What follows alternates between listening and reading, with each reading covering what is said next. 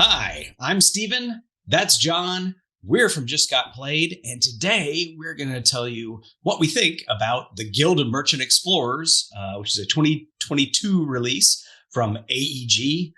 Plays 1 to 4 players and plays in about 45 minutes. So I'm going to go to the table and show you, just give you an overview on how the game is played, and then we'll come back and tell you what we think about it. In the Guild of Merchant Explorers, you are an explorer, and you're exploring this new territory that the Queen has gotten or something. So everybody plays with the same map. Everybody has one of these boards. This board is double-sided, so there's another one here, and there's another board, so the game comes with 4 different maps. But this is the one they suggest you start with, and that's what I'm going to do. I'm going to just start playing, and then I'll sort of explain how this works as you go. So you'll flip over one of these cards. So this one shows 2 grasslands. So what this means is every player needs to take 2 of their exploration cubes and put them on grassland tiles. And they don't have to be next to each other, is what that means with the sort of overlapping. Now you do start here in the middle. So you do have to place next to that. But subsequently, you can place next to where your cubes are.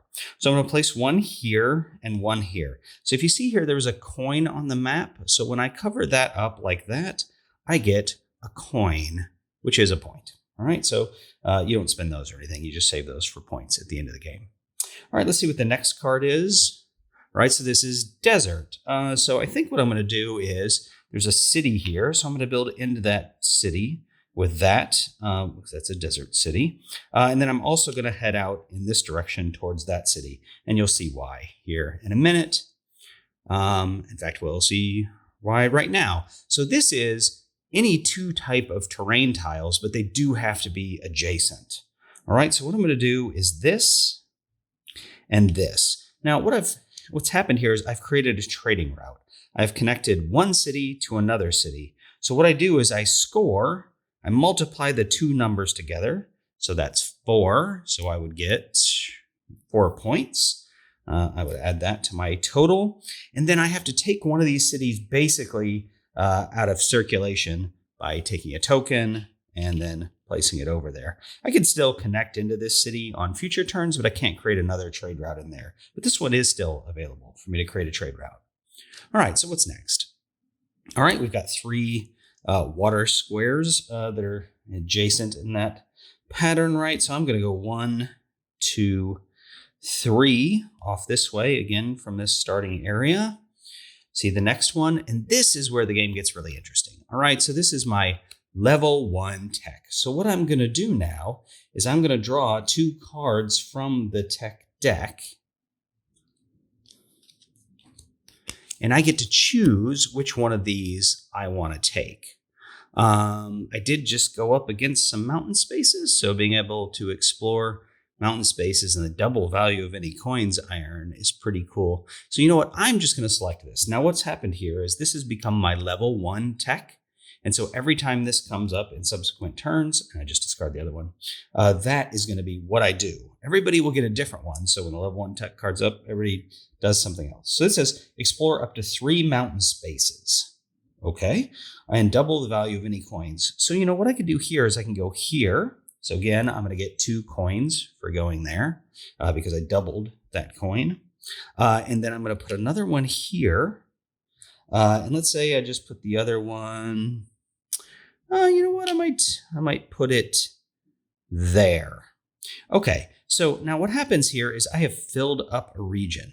So when you fill up a region like that, you have to take one of your cubes and exchange it with a village. You've discovered a new village. So you can't put a village somewhere like where there's a coin.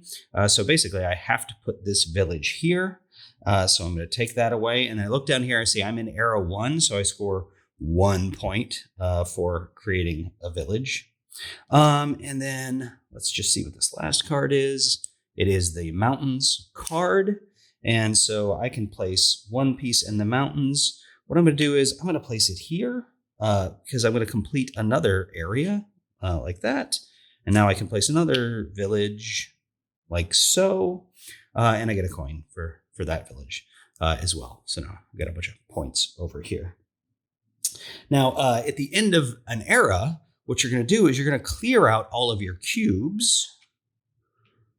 So I will say clear out all of these cubes.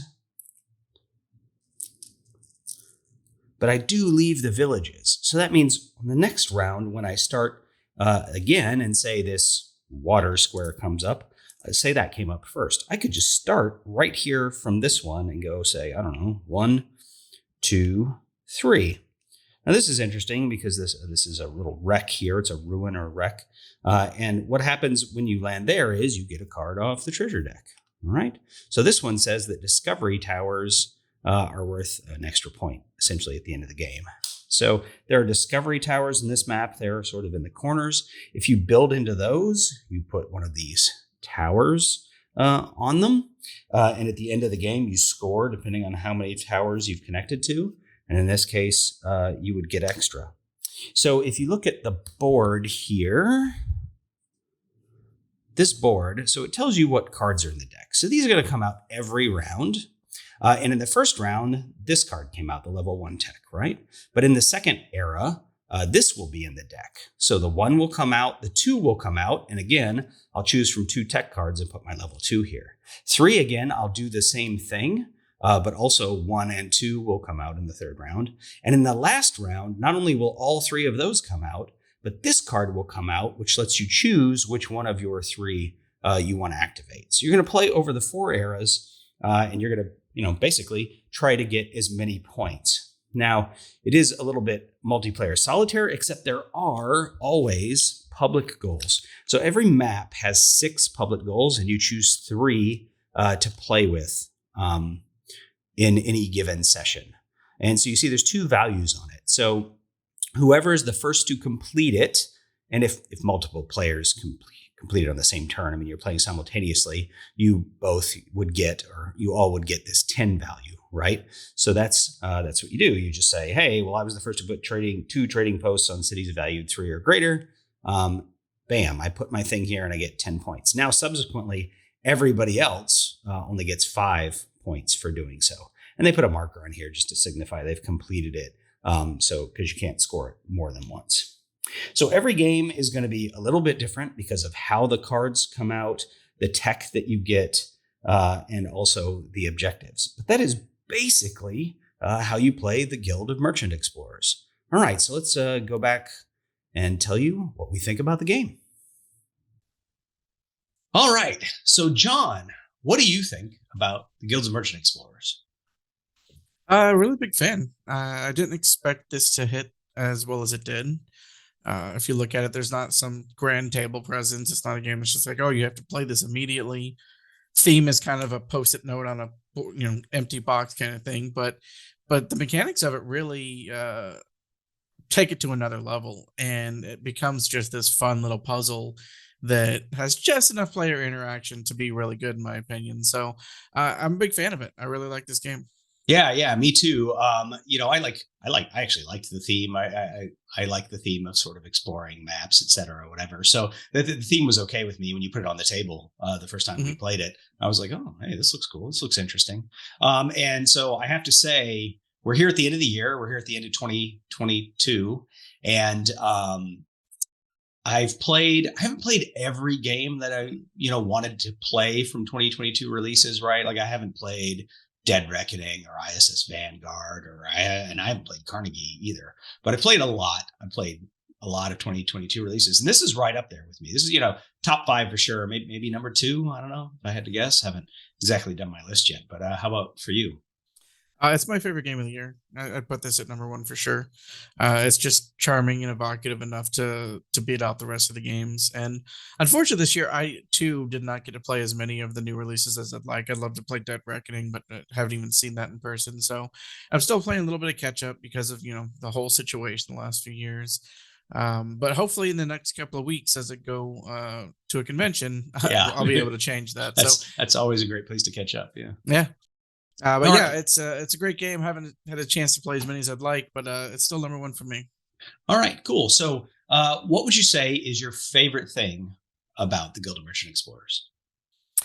So the game itself, if it was missing this one component, would be a lot less interesting and exciting. And that component is the technology cards.